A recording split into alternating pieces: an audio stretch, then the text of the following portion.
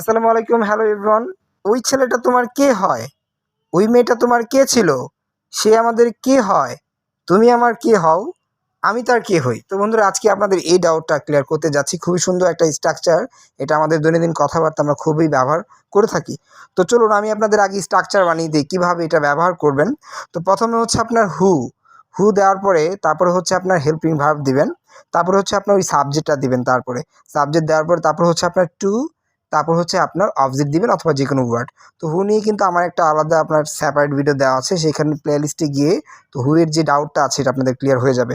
তো চলুন আমি আপনাদের কয়েকটা উদাহরণ দিয়ে দিই, তাহলে খুবই সুন্দর করে আপনারা বিষয়টা বুঝতে পারবেন। তো প্রথম যে উদাহরণ এটা হচ্ছে যে ওই ছেলেটা তোমার কে হয়? Who is that boy to you?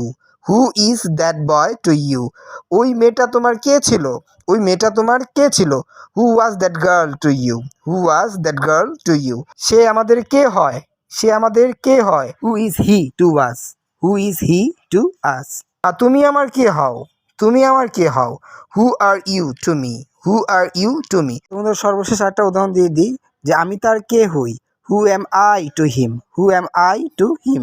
এভাবে করে কিন্তু আপনারা এই স্ট্রাকচারটা খুবই সুন্দর করে ব্যবহার করতে পারবেন। তো বন্ধুরা, আজকের জন্য এই পর্যন্তই। সবাই ভালো থাকবেন। আসসালামু আলাইকুম।